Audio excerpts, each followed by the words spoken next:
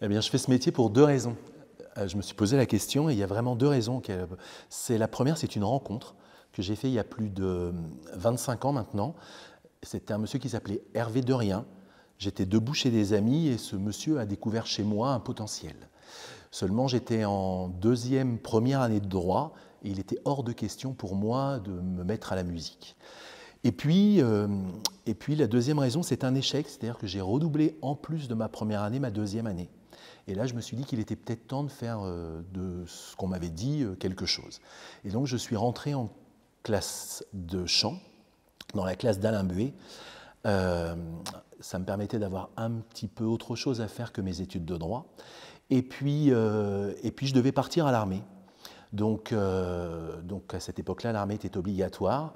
Et on m'avait dit que pour ne pas perdre mon temps, ce qui serait bien, c'est que je fasse les chœurs de l'armée française. Donc pour faire les chœurs de l'armée française, il fallait que je me présente à un examen qui allait être en février 2000 et 2001. Et pour cet examen, moi j'avais seulement 4 petites années de solfège, donc il y avait un déchiffrage que je redoutais. Donc mon prof m'avait dit, inscris-toi à des concours d'opéra, comme ça quand tu arriveras en février, tu en auras passé ça plusieurs. Et avec un peu de chance, ce sera plus simple pour toi de réussir le concours d'entrée au chœur de l'armée.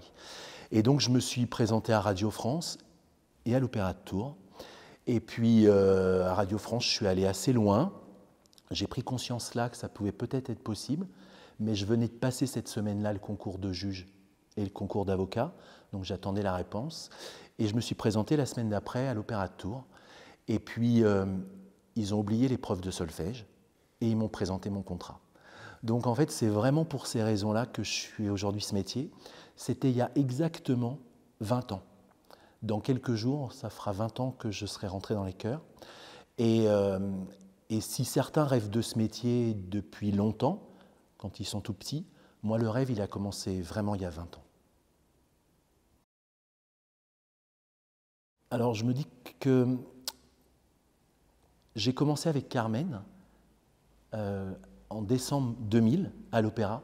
C'était la première fois que je montais sur scène et j'ai une histoire particulière avec cet opéra-là et c'est, je pense, de loin qui se touche vraiment avec Rigoletto, mon opéra préféré, parce que tout est beau chez Bizet.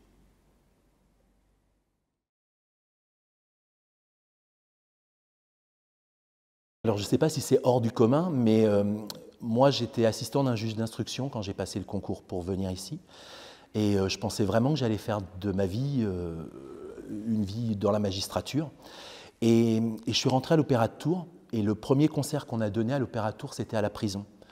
Et nous, les détenus qu'on rencontrait avec le juge d'instruction avec lequel je travaillais, on les envoyait à Tours pour les écarter un petit peu du Mans.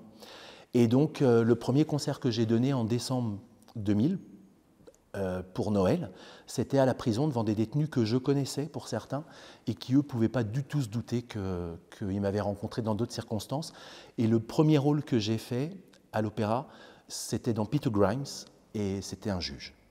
Donc je trouve que la boucle a été bouclée très rapidement et j'ai trouvé que c'était des coups du destin assez sympas en fait.